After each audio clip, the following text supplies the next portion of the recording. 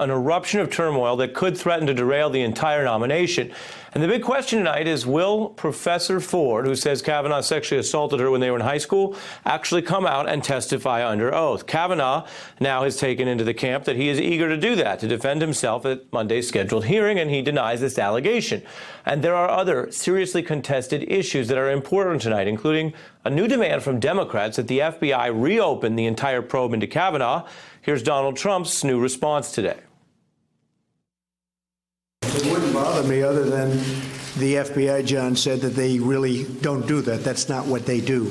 He's an incredible individual, great intellect, great judge, impeccable history in every way, in every way. I feel so badly for him that he's going through this, to be honest with you. I feel so badly for him. This is not a man that deserves this. Democrats calling for additional witnesses to testify, including the other man who Professor Ford alleges was in the room during the alleged assault. Now, that man, Mark Judge, released a new letter to the committee, Senate Republicans, saying he does not recall the party Ford described and that he has, quote, no memory of this alleged incident. That is different and basically less categorical than what Kavanaugh has said on the record. He has claimed that he was not at any party whatsoever and flatly denied that any of this occurred. Now, Democrats want Donald Trump's own White House counsel to step up and explain what he knew and when he knew it. That is, of course, Don McGahn, and he's the recipient of their letter asking whether he knew about the allegations of Kavanaugh, quote, before they became public last week, which goes to what the White House did and whether it tried to tamp down or hide any of this. Now, the Republican head of the Judiciary Committee insists no more witnesses.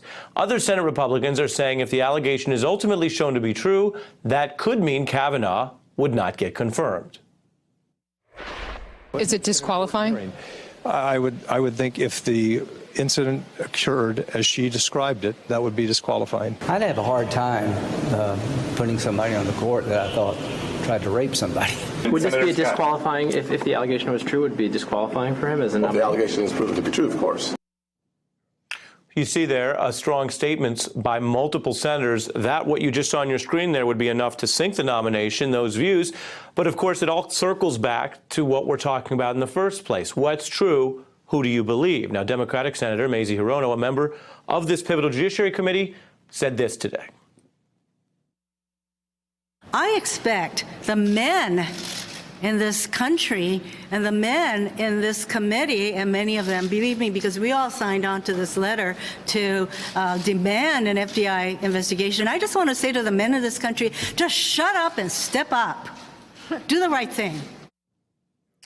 I'm joined now by Democratic Congresswoman Jackie Speier, as well as Michelle Goldberg, who has covered the Kavanaugh accusations for the New York Times, Erin Carmon, a senior correspondent at New York Magazine, and a former colleague of ours who broke the story on sexual harassment allegations against Charlie Rose. I should also note she's the co-author of a wonderful book with a wonderful title, Notorious RBG, The Life and Times of Ruth Bader Ginsburg. Also on our panel of experts tonight, Alexis McGill Johnson, a board member of Planned Parenthood Action Fund. Thanks to each of you.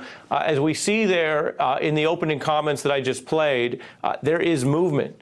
There is faster movement of concern about what to do if this accuser is telling the truth than there was in the Anita Hill hearing, something we've been talking about continuously this week. So, Congresswoman, I start with you. Your view of what you heard from your colleagues in the Senate there. What are we doing better and what are we not doing well enough yet?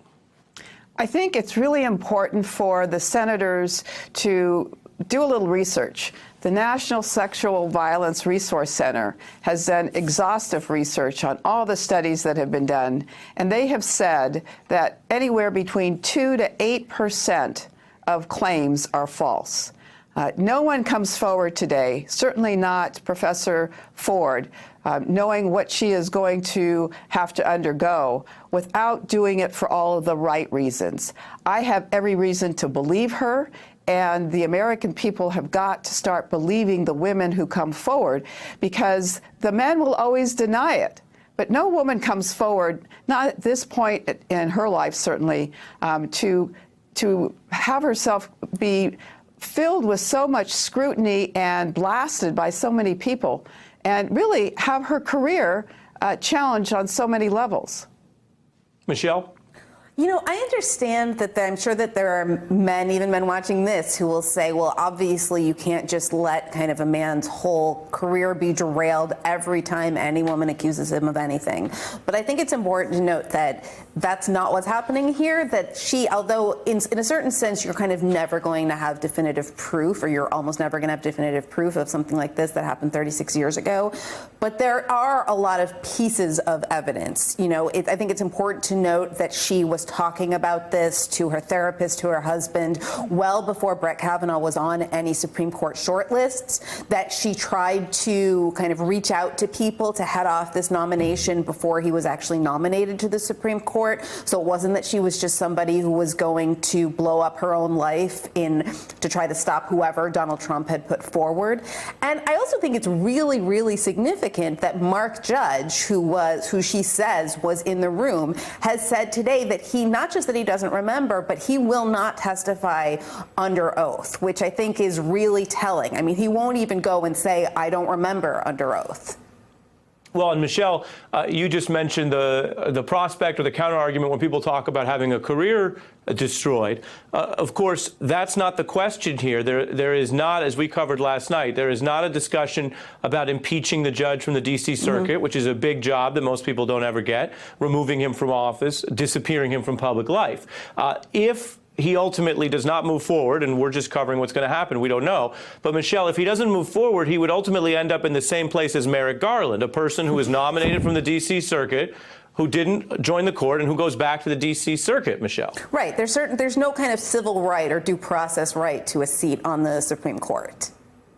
Iran, excuse me. Well, Ari, you're a lawyer and I'm a journalist, and we both know that process really matters.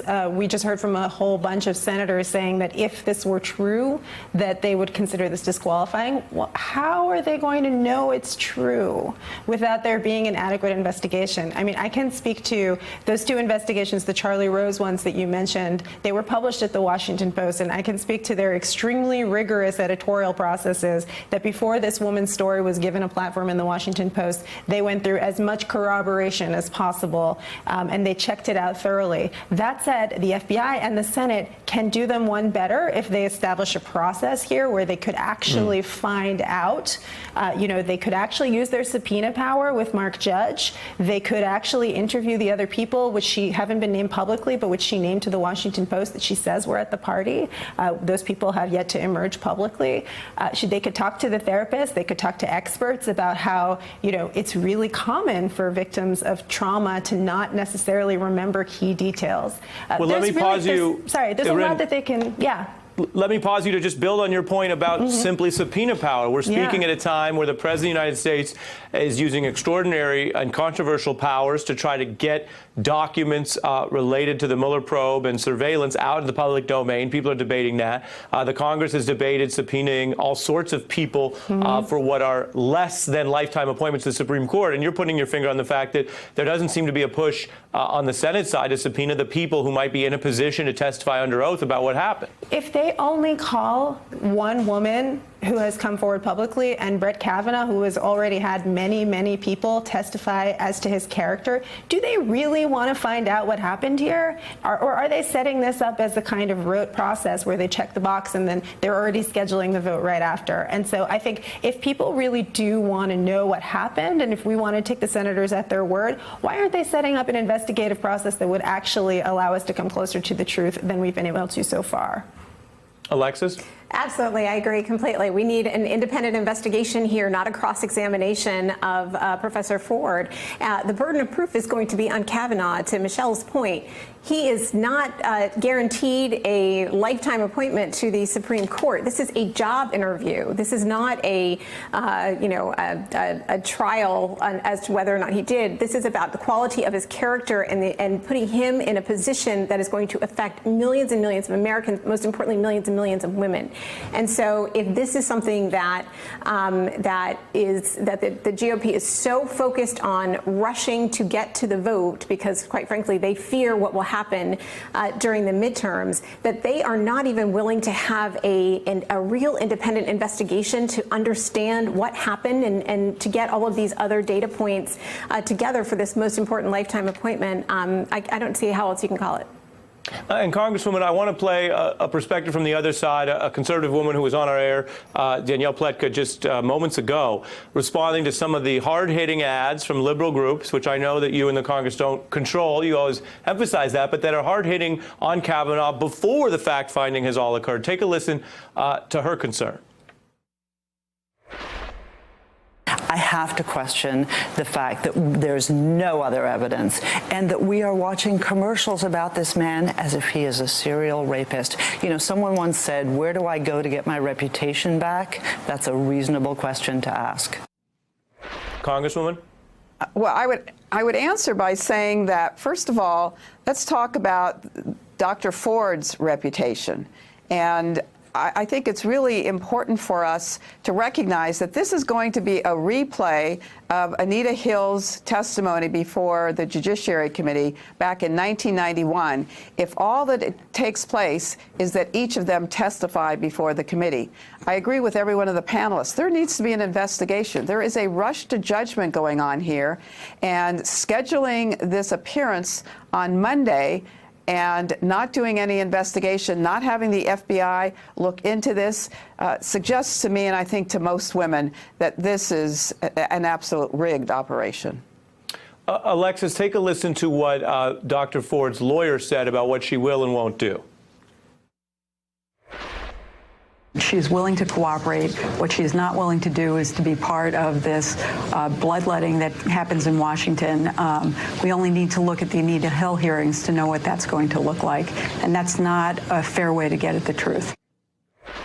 You add that to concerns today that she may not necessarily be in a position to show up on Monday, notwithstanding the difficult, indeed heart-wrenching decisions that go into that, which I don't think anyone can second guess from the outside on a personal level. That does leave the committee and the Senate with a big open question if there is not testimony under oath from both sides. What should happen then? Alexis first.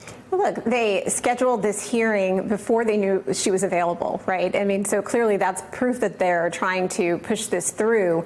But at Planned Parenthood, we see survivors of sexual assault every day in our clinics and our health centers.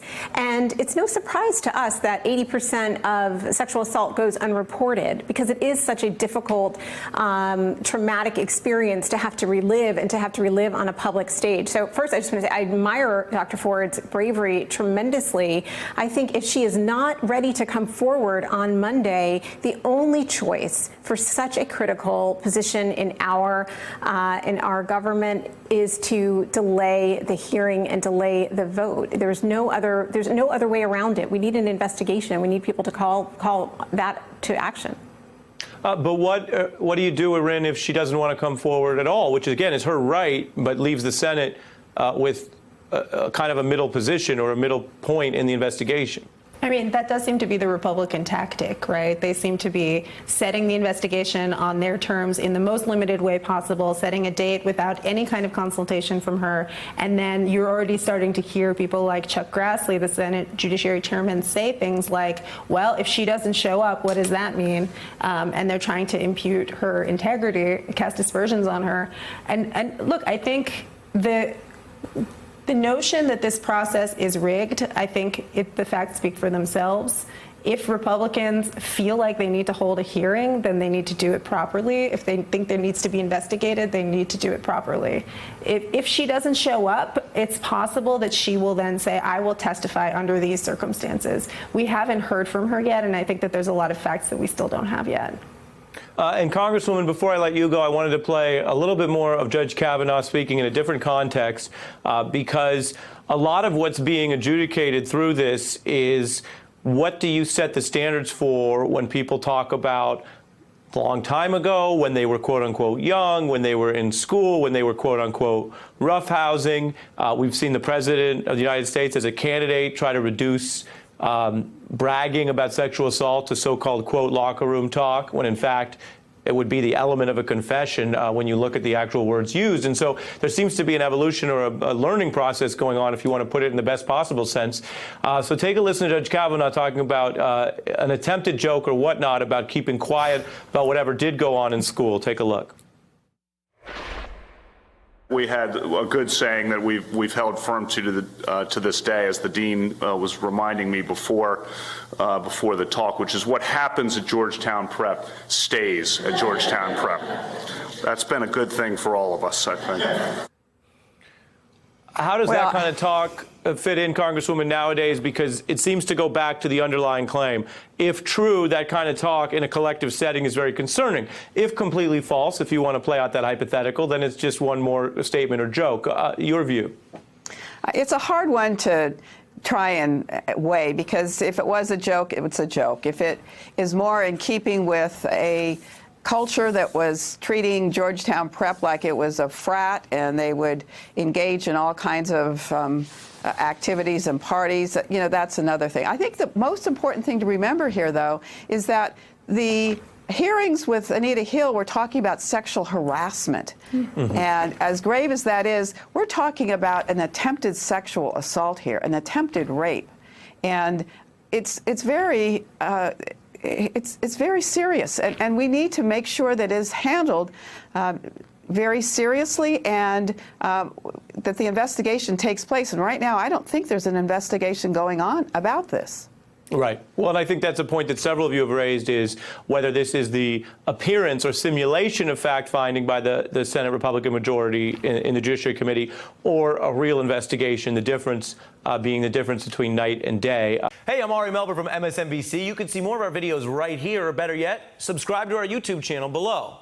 You could have been anywhere in the world, but you're here with us, and we appreciate that.